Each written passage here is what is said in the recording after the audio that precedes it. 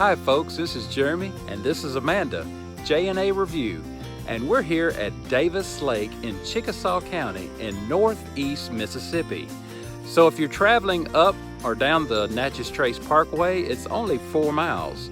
And from Highway 15, it's only 4 miles also. So we're just going to take a tour, and they've got about 27 sites, and it's very peaceful and very quiet. So stay tuned and let's take a tour.